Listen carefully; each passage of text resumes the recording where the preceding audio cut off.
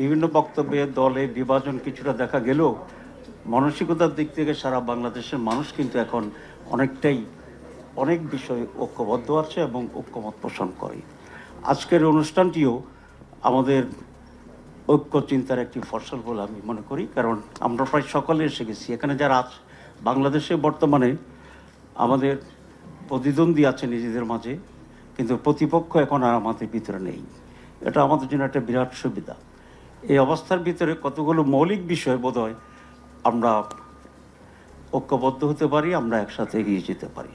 সেই জন্য ঐক্যমত্য কমিশনও কাজ করছে এবং প্রাইভেট লেভেলে নানা পর্যায়ে আপনারাও কাজ করছেন, আমরাও কাজ করছি। আমরা অ্যাচিভ করতে পারবো, এটা আমি বিশ্বাস করি। আমরা শুরু থেকে বলেছিলাম যে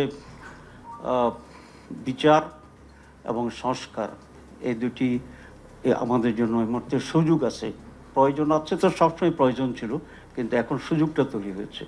এই অপরচুনিটিটাকে আমাদের সকলে আন্তরিকভাবে কাজে লাগানোর চেষ্টা করা উচিত বলে আমরা মনে করি। 2 নম্বর হচ্ছে একটা ডেমোক্রেটিক গভর্নমেন্ট তো অত্যন্ত জরুরি। তার আগে আমি বলতে চাই 4টি বিষয়ে বোধহয় আমরা ঐক্যবদ্ধ হইতে পারি। এক হচ্ছে স্বাধীনতার সার্বভৌমত্ব। সেক্ষেত্রে আমাদের জনগণের ঐক্য এবং আমাদের সামরিক যে পর্যায়টি আছে সেটাকে সকলে বলেছেন স্ট্রেংথেন করা, আপগ্রেড করা। This is one. সেকেন্ড হচ্ছে আমাদের সাস্টেনেবল ডেমোক্রেসি। এটার ব্যাখ্যা আমরা সকলে, আমার চেয়ে আপনারা সকলে ভালো জানেন। 2 নম্বর হচ্ছে একটা ফেয়ার ইলেকশন, যেটার অভাবের কারণে বাংলাদেশ আজকে এরকম অবস্থায় পতিত হয়েছিল বিফোর 5th of August। আর করাপশন ফ্রি বাংলাদেশ, এটা আমাদের জন্য একটা মেজর ইস্যু। আমরা যদি এখানে একমত হতে পারি তাহলে আমি মনে করি আমরা অনেক দূর অগ্রসর হতে পারবো। লাস্ট আমি যে কথাটি বলতে চাই, যেহেতু অনেক কথার সময় নেই, সেটা হচ্ছে একটি ইলেকটেড ডেমোক্রেটিক গভর্নমেন্ট আমাদেরকে অনেক সমস্যার সমাধান করতে পারে।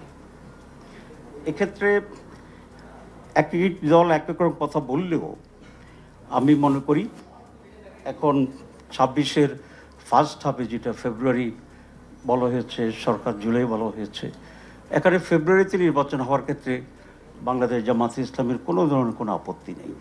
কারণ আমরা শুরুতেই যেটা আমরা বলেছিলাম যে ডিসেম্বর টু জুন, তারপরে সে আমরা কনসাইজ আবার বলেছি ডিসেম্বর টু জুলাই। তো সুতরাং ফেব্রুয়ারি জুলাইয়ের ভিতরে পড়ে, এখানে কোনো অ্যাম্বিগুইটি কিছু নেই। খসরু ভাই বলছে এটা আবার বলার জন্য, আমি এটা আবার 2বার বলি।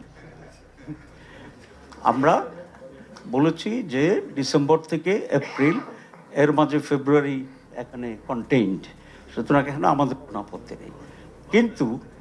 কিন্তু যে বিষয়টি আমরা বলছি, আমাদের আমিরও গতকাল বলেছেন যে জেনেতন একটা ইলেকশন আমরা চাই না। এই জেনেতনার ইলেকশন চাই না মানে আমরা ইলেকশন চাই না, এই বিষয়টা না, একটা ভুল ব্যাখ্যা দেওয়া হচ্ছে এবং সন্দেহ তৈরি করা হচ্ছে। আর জেনেতন ইলেকশন যদি কেউ চান, আমরা তাদেরকেও চাই না, কারণ এরকম জেনেতন ইলেকশন যারা করেছিল তাদেরকে তো আমরা বিতাড়িত করেছি। এবং বাংলাদেশে যদি আরেকটি জেনেতন নির্বাচন হয় তাহলে ঐক্য, অনৈক্য, সংস্কার দেশে টিকবার আশঙ্কা দেখা দিবে। এটি হচ্ছে আমাদের বক্তব্য এবং আমরা এখানে সিরিয়াস। এক্ষেত্রে আমি মনে করি সকল রাজনৈতিক দলকে ঐক্যমত্য আসা উচিত এবং একটা ফেয়ার ইলেকশন কীভাবে হইতে পারে সে ব্যাপারে আমরা নিজেদের ভিতরে ডায়লগ করতে পারি অ্যামং দি পলিটিক্যাল পার্টিস। এবং আমি আশা করি সেরকম যদি আমরা ডায়লগে এঙ্গেজড হই তাহলে আরও যে সমস্ত কিছু ডিফারেন্স আছে সেটা দূর হয়ে যেতে পারে।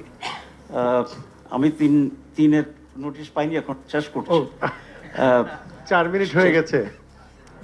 তাহলে ধন্যবাদ। আমার মূল কথা হচ্ছে আমরা দেখাচ্ছিলাম, বাট আমি বলছি তাহির ভাই দেখেছেন। আমার মনে হয় আমি যা বলছি কথাটা ওরা চাচ্ছেন বলি সেই কারণে। আর খসরু ভাই 1 মিনিট এমনি নিয়েছে আমার কাছ থেকে। যাই, আমার মূল কথা হচ্ছে এই যে আমাদের মাঝে তো ডিফারেন্স থাকবে। যেমন ট্রেডিশনাল ইলেকশনের বিপরীতে আমরা পিআর চাচ্ছি, আমরা লোকাল গভর্নমেন্ট ইলেকশন, জাতীয় ইলেকশন আগে চাচ্ছি। এটা আমাদের দলীয় এজেন্ডা, অন্যদের অন্য এজেন্ডা আছে।